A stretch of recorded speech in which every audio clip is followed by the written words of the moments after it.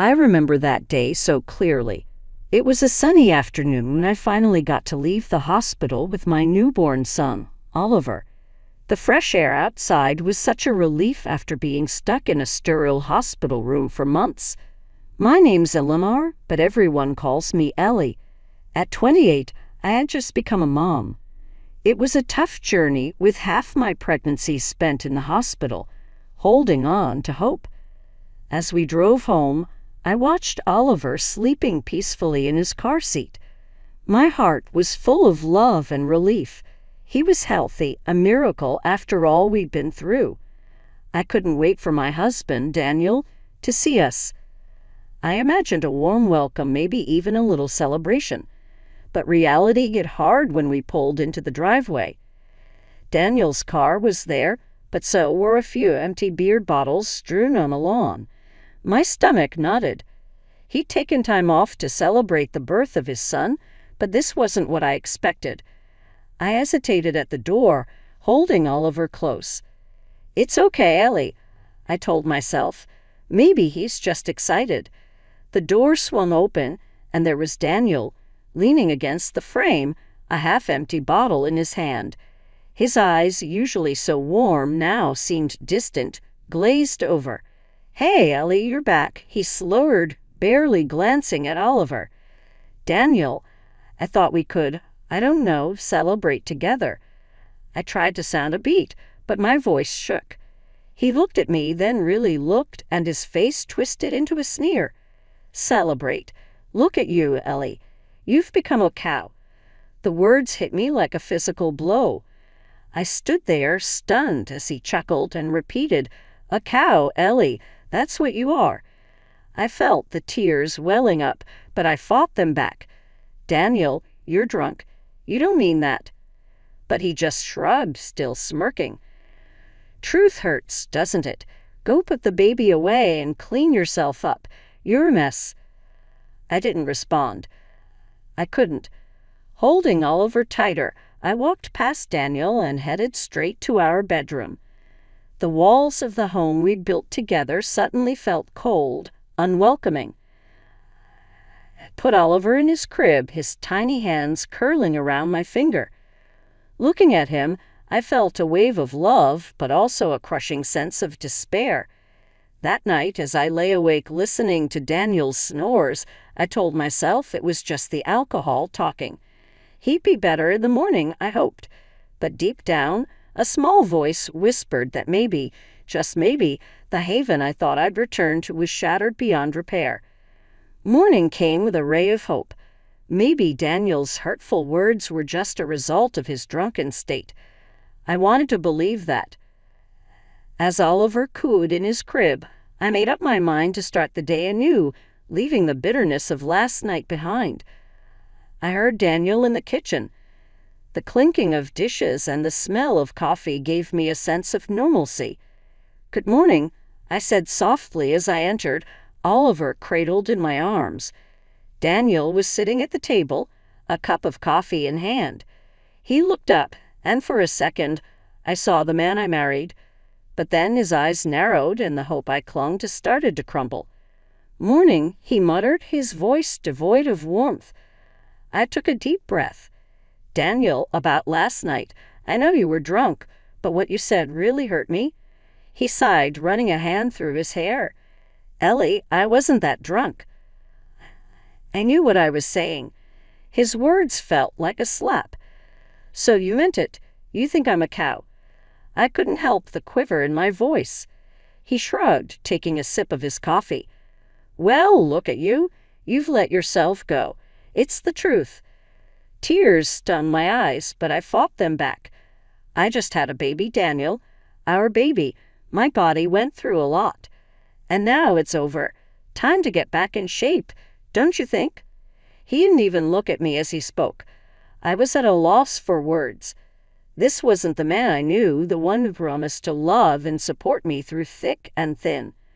"I thought you'd be happy to see Oliver," I managed to say, my voice barely above a whisper. Daniel finally glanced at his son, a flicker of something passing over his face. "Yeah, he's fine, but you need to work on yourself, Ellie." I can't even look at you without feeling disgusted." I felt my heart shatter into a million pieces. Holding Oliver close, I turned away, unable to bear the sight of Daniel's cold, judging eyes. In the safety of the nursery, I let the tears flow freely. It wasn't just about the weight. It was the realization that the man I loved, the father of my child, looked at me with nothing but disgust. As I nursed Oliver, trying to quiet his hungry cries, Daniel's words echoed in my head. Disgusted, he had said. That's how he saw me. The joy of motherhood was overshadowed by a deep, aching sadness. My home didn't feel like home anymore. It was just a house where I lived with a man who couldn't stand the sight of me. Days turned into weeks, and the cold distance between Daniel and me grew. The house felt like a battleground, with silent glares and unspoken words hanging heavily in the air. But through it all, Oliver was my beacon of light. His gurgles and smiles were what kept me going. One evening, as I was feeding Oliver, Daniel walked into the room. "Ellie, we need to talk," he said, his voice flat. I looked up, bracing myself. "What is it, Daniel?"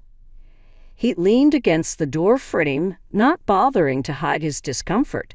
"I can't do this anymore. You and the baby, it's too much. I can't sleep with his crying and you're just not the same." His words stung, but I kept my voice calm for Oliver's sake. "What are you saying, Daniel?" "I want you to move into the guest room with Oliver. I need my space," he said, almost as if he was talking about rearranging furniture, not our lives. I felt a surge of anger, but I swallowed it. Arguing wouldn't change his mind. "Fine, if that's what you need," I replied, trying to keep the tremble out of my voice. Daniel nodded, a hint of relief in his eyes. "Good, and try to keep the baby quiet at night. I need my sleep."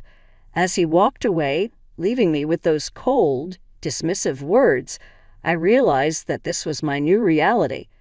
A husband who saw me as a nuisance and a home that felt more like a prison. But as I looked down at Oliver, his tiny hand wrapped around my finger, I knew I had to be strong for him. For the little boy who depended on me for everything. My own pain and heartache didn't matter. I had to be a mother first, putting my son's needs above my own. That night, as I lay in the guest room, Oliver sleeping peacefully beside me, I made a promise to myself. I would endure Daniel's disdain, his cruel words, and his indifference. I would bear it all for the sake of my son. Because in the end, that's what mothers do. We sacrifice our own happiness for the ones we love. And for Oliver, I was willing to make that sacrifice no matter how much it hurt. Life in the guest room had become a quiet routine. Daniel and I barely spoke, our interactions limited to terse exchanges about Oliver's care. The house felt more like a silent battlefield than a home. Yet amid this chilly detachment, I found a quiet rebellion growing within me. Each day, I took Oliver out for long walks, seeking solace in the rhythm of my steps and his contented coos. I noticed small changes in myself.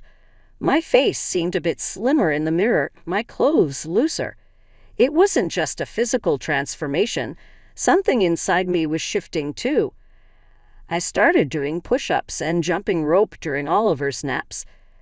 I didn't mention it to Daniel. This was my silent rebellion, a way of regaining some control in my life. Despite the changes in me, Daniel remained oblivious. He never commented on my weight loss. Instead, he focused on how much I ate. On weekends, when he got drunk, he would revert to his cruel jabs. "Look at you, eating like a cow." He'd slur, mocking me even as I tried to ignore him. The worst was when I breastfed Oliver. Daniel would moo mockingly, repeating the word cow with a sneer. Each time it felt like a knife twisting in my heart, but I swallowed the hurt, focusing solely on my son's needs. That period was a mix of pain and determination for me. Pain from Daniel's relentless insults and determination to continue my silent rebellion. It wasn't about him anymore. This journey was for me about reclaiming my self-worth and strength.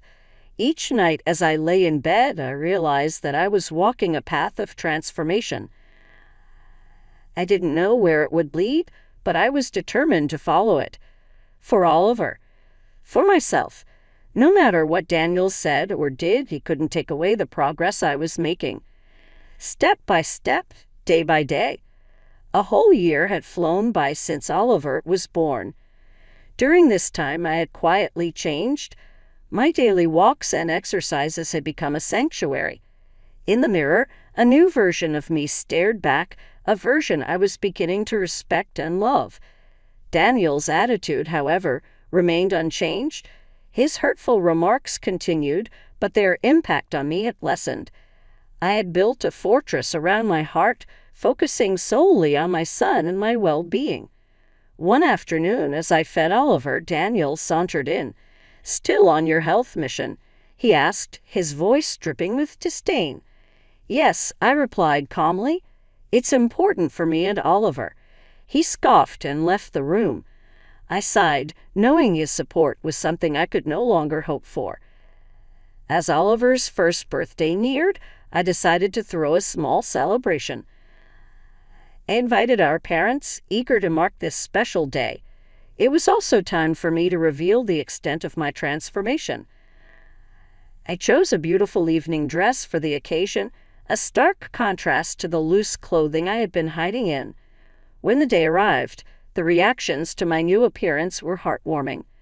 My parents were overjoyed, tears glistening in their eyes. "You look incredible, Ellie," my mom said softly.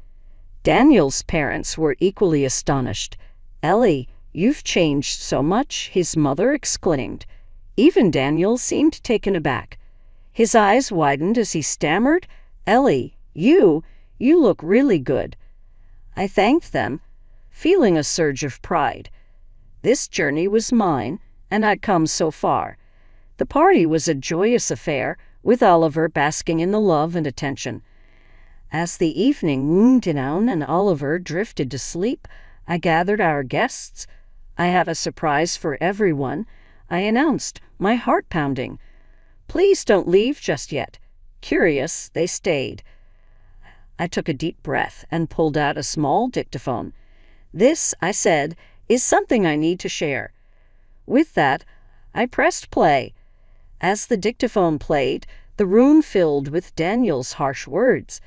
Each cow and pig cut deeply. His mocking laughter at my post-pregnancy body, the way he mooed when I breastfed Oliver, it was all there. My parents' faces turned to shock, their eyes widening with every insult they heard. Daniel's parents, too, seemed appalled, their expressions a mix of disbelief and sadness. Daniel stood frozen, his face pale as the recording played, his eyes darting around, looking for an escape that wasn't there. When it ended, there was a heavy silence. I turned off the dictaphone and looked around. My mom was the first to speak, her voice shaking. "Ellie, how could you bear this?" I shrugged, a sense of emptiness in my voice. For Oliver, I had to stay strong for our son. Daniel's mom was crying. "Daniel, how could you do this to Ellie?" Daniel stuttered, "Mom, I didn't mean it." "It was just." "Just what, Daniel?" His dad interrupted, anger in his voice. "Just fun. Just words." I could see Daniel struggling to find words, his usual arrogance gone. His dad stood up, his jaw set firmly. "We raised you better than this, Daniel. We taught you to respect and love, not to hurt and belittle." The room felt heavy with disappointment and sorrow. Daniel looked at me, his eyes pleading. "Ellie, I'm sorry. I didn't realize I cut him off." "Sorry doesn't erase the pain, Daniel. It doesn't change what you did." There was more I wanted to say, more I needed to reveal. I took out my phone and opened the photo gallery. "There's something else," I said, my voice steady. I turned the screen towards them. The photos of Daniel with another woman were clear, their intimacy undeniable. The gasps were audible. My mom covered her mouth. tears streaming down her face. Daniel's dad stood up, his face red with anger. "You cheated on her, on top of everything else." Daniel was lost for words, his face a mask of guilt. I looked at him, feeling a mix of sadness and determination. "I have decided to file for divorce, Daniel. I can't live like this anymore." Daniel reached out, but I stepped back. "Please, Ellie, I can change. It's too late for that," I said firmly. "I'm doing this for me and for Oliver. We deserve better." The room was filled with a mix of emotions, anger, sadness, disbelief, but amidst all that, I felt a sense of relief. The truth was out, and I was ready to move forward, away from the pain and towards a new beginning. In the aftermath of the birthday party, my life felt like it had been upended. The truth was out, and there was no turning back. My decision to divorce Daniel had been met with a mix of support and concern from our families. My mom was the first to speak to me the next day. "Ellie, are you sure about this? Divorce is a big step." I nodded, feeling resolute. "Yes, Mom. I can't let Oliver grow up thinking it's okay to treat people like that." She hugged me, her embrace warm and reassuring. "We're here for you always." Daniel's parents called me too, his mom's voice thick with tears. "Ellie, we're so sorry. We never knew. It's not your fault," I assured her. "But I need to do what's best for me and Oliver." Daniel had been trying to reach me, leaving messages and texts. I didn't respond. I couldn't. There was nothing left to say. A few days later, I met with a lawyer to start the divorce process. She was sympathetic but professional. "You have a strong case, especially with the evidence of emotional abuse and adultery." "I just want it to be over," I admitted. "I want to start fresh." "I'll do everything I can to make it as smooth as possible," she promised. At home, I started packing Daniel's things. It felt surreal, like I was erasing a part of my life, but it also felt necessary, like shedding a skin that no longer fit. Daniel came over to collect his things. He looked defeated, his usual bravado gone. "Ellie, can we talk?" he asked, his voice low. I shook my head. "There's nothing left to say, Daniel.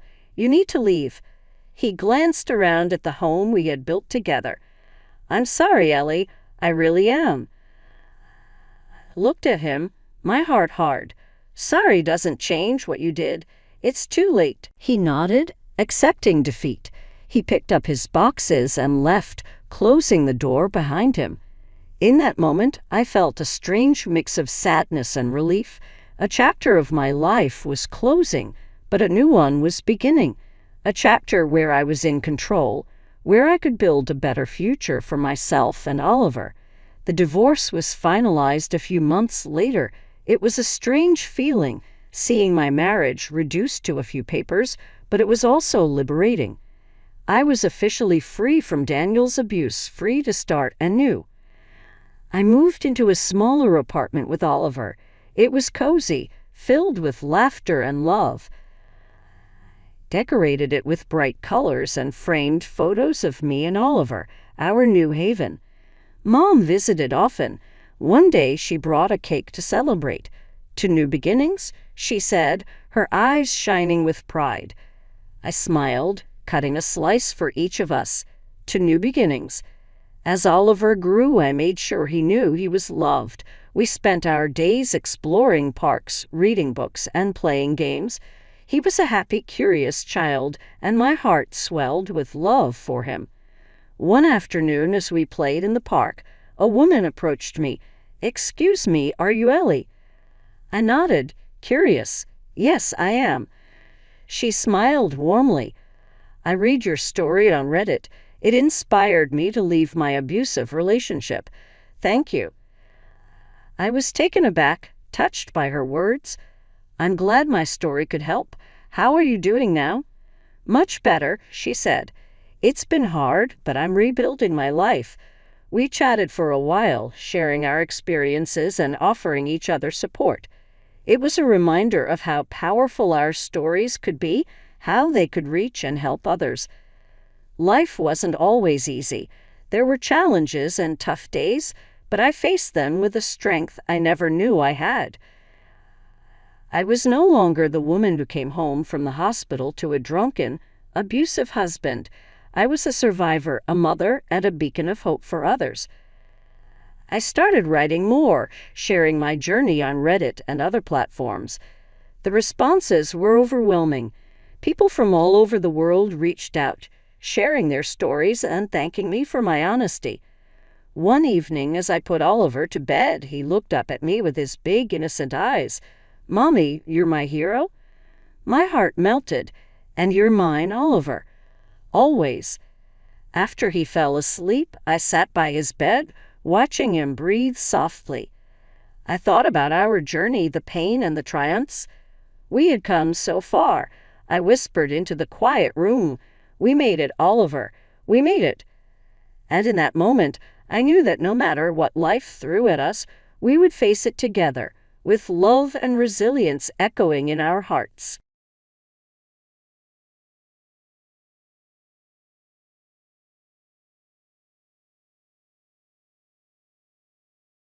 The moment George sneered those venomous words, "Then never come back, sign the divorce papers and leave," I knew my life was about to change forever.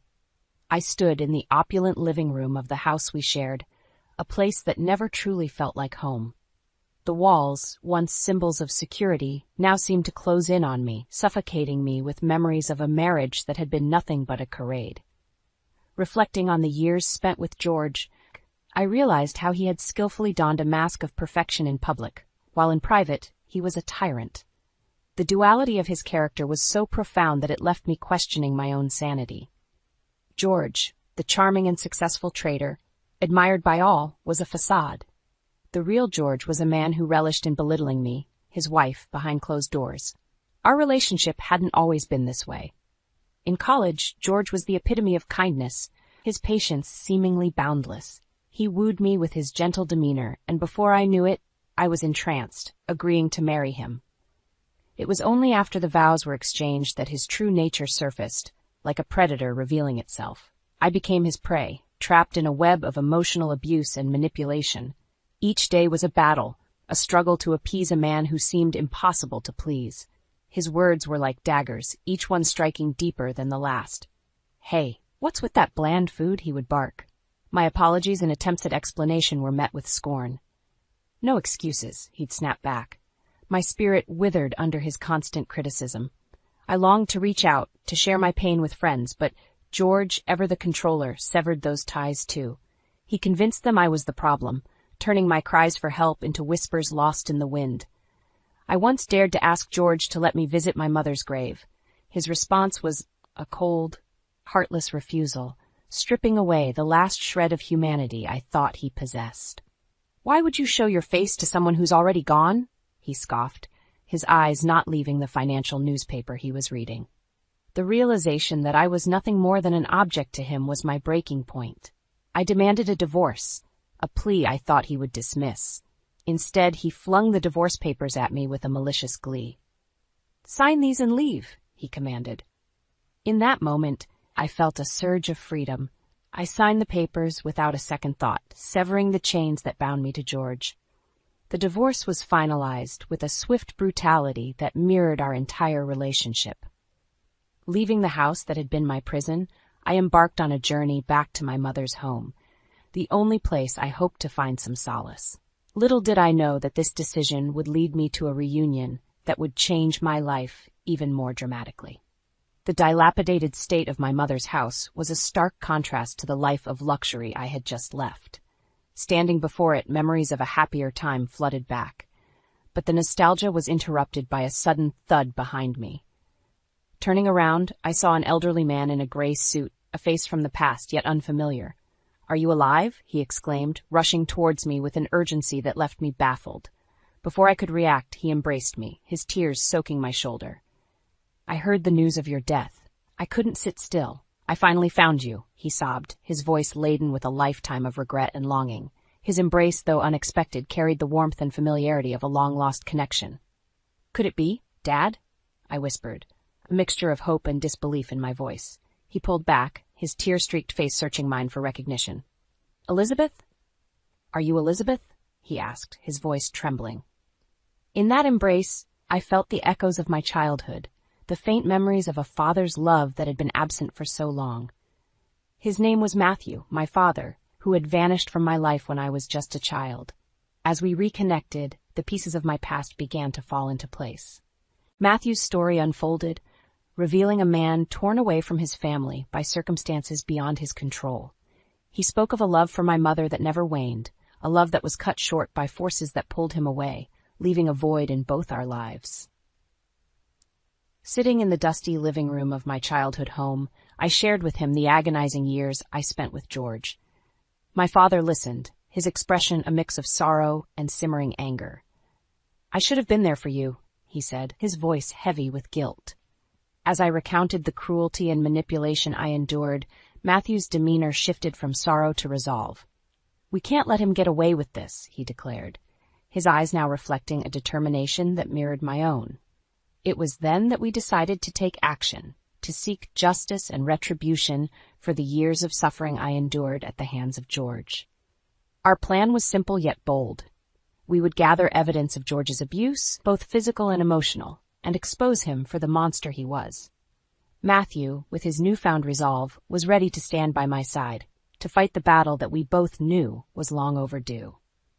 As the sun set on my first day back in my childhood home, I felt a sense of purpose that had been missing for far too long. With my father by my side, I was ready to face my past and reclaim my future. The path ahead was uncertain, but one thing was clear. George would no longer control my life. It was time for retribution, and I was ready to fight. The morning sun cast a new light on the old house, bringing with it a sense of hope and determination. As Matthew and I sat at the kitchen table, laden with years of dust and memories, we began to devise our plan of action. Matthew was not just a forgotten father trying to make amends. He had resources and connections that could prove invaluable. "Elizabeth, we need evidence. Solid, indisputable evidence of George's abuse," Matthew said, his voice firm yet tinged with a father's concern. I nodded, feeling a surge of empowerment. For years, I had documented George's abuse in secret, a diary of my pain hidden in the depths of my personal belongings. Now it was time to bring it into the light. As I shared my diary entries with Matthew, his face darkened with each word. The extent of my suffering, laid bare in those pages, fueled a fire within him. "We'll need more than this," he stated resolutely. "Do you have anything else? Any recordings or messages?" "Yes," I replied, a sense of relief washing over me. I had recorded some of George's tirades, his venomous words captured in the secrecy of my pocket. It was a risky move, but one driven by a desperate need for validation, for proof that I was not the one at fault. Matthew listened to the recordings, his expression a mix of pain and anger. "This is good, Elizabeth. This is what we need to bring him down," he said, his voice steady but his eyes betraying a storm of emotions. Our conversation turned to George's professional life, a facade of success and respectability. "He's involved in some shady dealings at his company," I revealed. "I've overheard conversations, seen documents. He's embezzling funds." Matthew's eyes narrowed. "We can use this. It's time George faces the consequences of his actions, both personal and professional." The resolve in his voice was unwavering, a stark contrast to the man who had once left us behind. The next step in our plan required reaching out to an unexpected ally, my ex-father-in-law, Mr. Patterson. I hesitated, the thought of involving George's parents in our plan weighing heavily on me. They had always been kind, and I feared dragging them into this sordid affair. "Elizabeth, we need all the help we can get," Matthew urged. "If they know the truth, they might support us." Gathering my courage, I called Mr. Patterson, inviting him over under the guise of catching up. When he arrived, the surprise on his face was evident. "Elizabeth, it's been so long. You look different," he said, a hint of concern in his voice. "Mr. Patterson, there's something you need to know about George," I began, my voice steady despite the turmoil inside.